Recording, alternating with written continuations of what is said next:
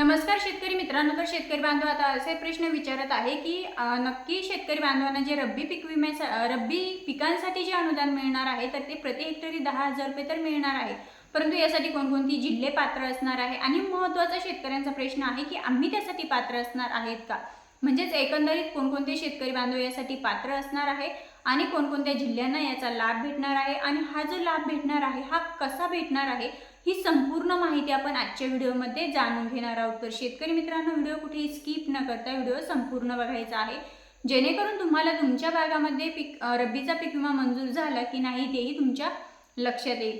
शेतकरी मित्रांनो, मी कविता आणि आपण पाहताय आम्ही संगमनेरकर।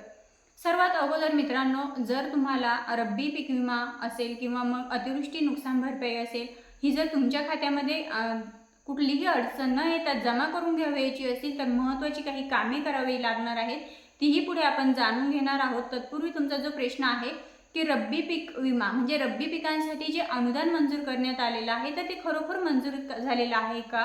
तर हो शेतकरी मित्रांनो, 28 फेब्रुवारी 2025 रोजी एक शासन निर्णय निर्गमित करण्यात आलेला आहे आणि या शासन निर्णयानुसार प्रति हेक्टरी 10,000 रुपये आणि 3 हेक्टरच्या मर्यादेमध्ये प्रत्येक शेतकरी बांधवाला हे रब्बी पिकांसाठीचं अनुदान जे आहे तर ते मंजूर झालेलं आहे आणि त्यांच्या बँक खात्यामध्ये ते जमा देखील होणार आहे।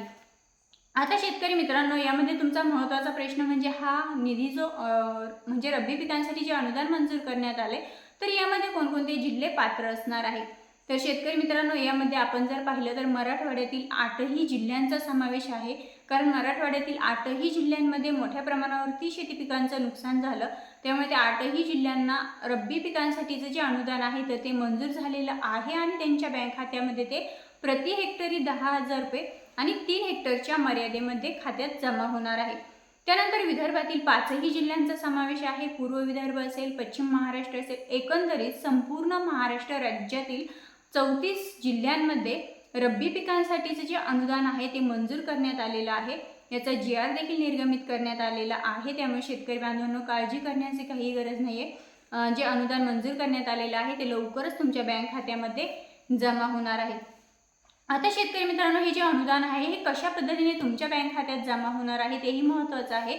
तर हे जे अनुदान आहे प्रति हेक्टरी 10,000 रुपये आणि 3 हेक्टरच्या मर्यादेत, येथे शेतकरी बांधवांचा गोंधळ होतोय, कारण जर तुमच्याकडे 3 हेक्टर क्षेत्र असेल तर तुम्हाला प्रति हेक्टरी 10,000 रुपये आणि 3 हेक्टरचे 30,000 रुपये तुमच्या बँक खात्यात जमा होतील किंवा तुम्हाला मंजूर होतील। त्याऐवजी जर तुमच्याकडे 2च हेक्टर क्षेत्र असेल तर तुम्हाला प्रति हेक्टरी 10,000 रुपये आणि 2 हेक्टरचे 20,000 रुपये असे एकंदरीत 20,000 रुपयांचा निधी मंजूर होईल। आणि जर तुमच्याकडे 1 हेक्टर क्षेत्र असेल तर तुम्हाला 10,000 रुपयांचा निधी मंजूर होईल। आता याविरुद्ध जर तुमच्याकडे 3 हेक्टरपेक्षा जास्त क्षेत्र असेल, सपोज तुमच्याकडे जर 4 हेक्टर क्षेत्र आहे तर मग तुम्हाला 40,000 रुपये भेटणार का, असा प्रश्न शेतकऱ्यांना संभ्रम निर्माण होतोय। तर शेतकरी मित्रांनो, तसं होणार नाहीये।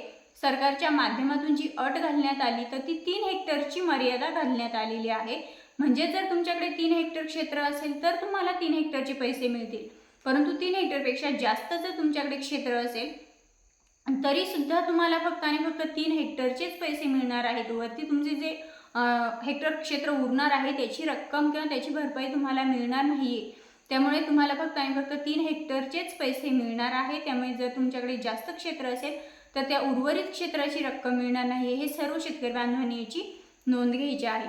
आता मित्रांनो, तुम्हाला हे जे अनुदान आहे रब्बी पिकांसाठीचं हे तुमच्या बँक खात्यामध्ये जमा होण्यासाठी काही महत्त्वाची कामे करावयाची आहेत का?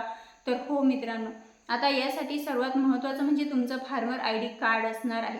आता शेतकरी मित्र म्हणतील की फार्मर ID खरोखर एवढं महत्त्वाचं आहे का? तर हो मित्रांनो, आपण 2025 जसं सुरू झालेलं आहे तेव्हापासून प्रत्येक व्हिडिओमध्ये पीक विमा असेल, नुकसान भरपाई असेल, PM किसान असेल, नमो शेतकरी असेल, प्रत्येक व्हिडिओमध्ये सांगण्याचं काम केलेलं आहे की प्रत्येक शेतकरी बांधवाने फार्मर ID कार्ड काढून घेणं बंधनकारक असणार आहे। याचं उदाहरण जर द्यायचं ठरलं तर नुकतंच आता राज्य शासनाच्या माध्यमातून 32,000 कोटींचा निधी हा मंजूर झालेला आहे, तर त्यामध्ये दिवाळीपूर्वी जवळपास 40 ते 45 लाख शेतकरी बांधवांना अतिवृष्टी नुकसान भरपाईची रक्कम ही त्यांच्या बँक खात्यात जमा झाली। त्यावेळेस बऱ्याच शेतकरी बांधवांनी कमेंट्स केल्या की आमच्या खात्यात रक्कम जमा झाली नाही, किंवा मग शेतकरी बांधव अनेक प्रश्न उठवत होते की आम्हाला नुकसान भरपाईची रक्कम ही मिळालीच नाही। त्यावरती स्वतः माननीय मुख्यमंत्री देवेंद्र फडणवीस साहेब यांचं 30 ऑक्टोबरचं एक ऑन रेकॉर्ड भाषण आहे, म्हणजे स्टेटमेंट आहे की त्यांनी त्यामध्ये स्पष्ट सांगितले की ज्या शेतकरी बांधवांकडे फार्मर आय डी कार्ड नव्हतं किंवा मग ज्या शेतकऱ्यांची KYC कंप्लीट नव्हती, अशा शेतकरी बांधवांना अतिवृष्टी नुकसान भरपाईची रक्कम त्यांच्या बँक खात्यामध्ये जमा झालेली नाही. त्यामुळे मित्रांनो, यावरून तुम्ही स्पष्ट समजू शकता की फार्मर आय डी कार्ड किती महत्त्वाचं आहे. त्यामुळे जर अद्यापही तुम्ही ते काढलेलं नसेल, शक्यतो बऱ्याच शेतकरी बांधवांनी फार्मर आय डी कार्ड हे काढून घेतलेलं आहे, परंतु त्यामध्ये 10 ते 15% लोक असेही आहेत की त्यांच्याकडे फार्मर आय डी कार्ड नाही आहे. तर त्या शेतकरी बांधवांनी त्वरित आपलं फार्मर आय डी कार्ड काढून घ्यायचं आहे. त्याचबरोबर आपली KYC कंप्लीट आहे की नाही तेही चेक करायचं आहे. आधार शेडिंगचा प्रॉब्लेम पाहायचा आहे, लँड शेडिंगचा प्रॉब्लेम येस आहे की नाही ते देखील तुम्ही चेक करून घ्यायचं आहे. मित्रांनो, आता हे झालं तुम्हाला कोणकोणती कामे करायची आहेत. त्यानंतर कोणकोणत्या जिल्ह्यांसाठी हा निधी मंजूर झालेला आहे तेही आपण पाहिलं. संपूर्ण 34 जिल्ह्यातील शेतकऱ्यांसाठी हा निधी मंजूर झालेला आहे. आता मित्रांनो, यामध्ये कोणकोणते जिल्हे आहेत ते जाणून घेऊया. यामध्ये अहिल्यानगर जिल्हा, गडचिरोली जिल्हा, सातारा, सांगली, बीड जिल्हा, परभणी जिल्हा, जालना जिल्हा, छत्रपती संभाजीनगर, त्यानंतर धुळे, पुणे, परभणी, चंद्रपूर, वर्धा, गडचिरोली, वाशिम, त्यानंतर बुलढाणा, सोलापूर, अकोला, अमरावती, नागपूर आणि जे काही उर्वरित जिल्हे असतील, म्हणजे काही जिल्हे जर सांगायचे राहिले असतील तर त्याही जिल्ह्यांचा यामध्ये समावेश आहे. म्हणजे एकंदरीत 34 जिल्ह्यांचा यामध्ये समावेश असणार आहे. आता मित्रांनो, आपण आजच्या व्हिडिओमध्ये काही जिल्ह्यांची अपडेट जाणून घेऊया की कोणत्या जिल्ह्यांना किती रुपयांचा निधी हा मंजूर झालेला आहे. नंतर शेतकरी मित्रांनो, उर्वरित म्हणजे आजच्या व्हिडिओमध्ये आपण काही जिल्हे जाणून घेऊया. उर्वरित जे जिल्हे राहिलेले आहेत ते पुढील व्हिडिओमध्ये नक्कीच जाणून घेण्याचा प्रयत्न करूया. यामध्ये सातारा जिल्ह्याचा विचार केला तर सातारा जिल्ह्यासाठी 5,80,35,000 रुपयांचा निधी हा मंजूर झालेला आहे.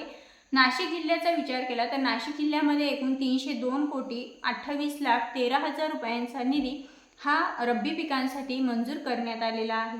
त्यानंतर धुळे जिल्ह्यामध्ये 11,61,82,000 रुपयांचा निधी हा मंजूर करण्यात आलेला आहे. मित्रांनो, त्यानंतर नंदुरबार जिल्ह्याचा विचार केला तर नंदुरबार जिल्ह्यामध्ये 45,07,000 रुपयांचा निधी हा रब्बी पिकांसाठी मंजूर करण्यात आलेला आहे. जळगाव जिल्ह्यामध्ये एकूण 270,92,65,000 रुपयांचा निधी हा रब्बी पिकांसाठी मंजूर करण्यात आलेला आहे.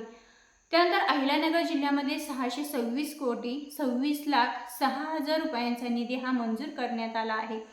त्यानंतर अमरावती जिल्ह्याचा विचार केला तर अमरावती जिल्ह्यामध्ये एकूण 547,87,87,000 रुपयांचा निधी हा रब्बी पिकांसाठी मंजूर करण्यात आलेला आहे. तर प्रति हेक्टरी 10,000 रुपये आणि 3 हेक्टरच्या मर्यादेमध्ये ही रक्कम मंजूर झालेली आहे.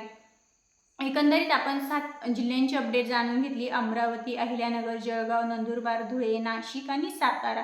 तर या 7 जिल्ह्यांमध्ये एकूण 1,765,22,92,000 रुपयांचा निधी हा मंजूर झालेला आहे. आता यानंतर तुम्ही तुमच्या जिल्ह्यांचं नाव घ्याल की आमच्या जिल्ह्याची अपडेट दिली नाही, तरी उर्वरित जे जिल्हे राहिलेले आहेत त्यांची अपडेट आपण पुढील व्हिडिओमध्ये नक्कीच जाणून घेण्याचा प्रयत्न करणार आहोत की कोणत्या जिल्ह्यासाठी किती रुपयांचा निधी हा मंजूर झालेला आहे. मित्रांनो, पुन्हा भेटूया अशाच माहितीसोबत. तोपर्यंत जय हिंद, जय महाराष्ट्र.